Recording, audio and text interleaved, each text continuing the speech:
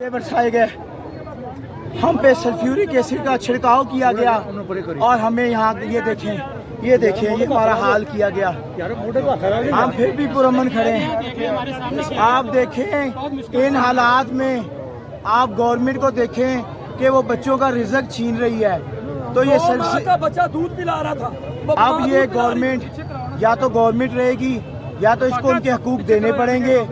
अभी निचकारी फिलफोर रोकी जाए, फेज 2 फेज 3 प्राइमरी सेकेंडरी का नोटिफिकेशन रोका जाए, जिला अस्पताल की आउटसोर्सिंग रोकी जाए और PHFMC और जितनी कंपनी के सरकारी यहाँ बैठे हैं उनको फौरी तौर पे 3 साल का नोटिफिकेशन दिया जाए।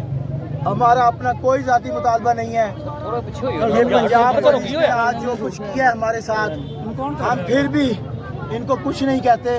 इन पे दबाव है, इनको घर की लौंडी बनाया हुआ है CM साहिबा ने और ये हमेशा से बनाते आ रहे हैं। और पढ़े लिखे तबके पे जो आज तशद्दुद किया गया है, मैं पूरी दुनिया के डॉक्टरों को ये पैगाम देता हूँ कि आप इस चीज़ को हाईलाइट करें, पूरी दुनिया के डॉक्टरों को बताएं कि ये पाकिस्तान में डॉक्टरों के साथ पंजाब के अंदर क्या हो रहा है। तो डॉक्टर साहब ये बताइएगा, धरना जारी रहेगा, क्या फैसला किया आपने? सर धरना भी जारी रहेगा, प्रोटेस्ट भी जारी रहेगा।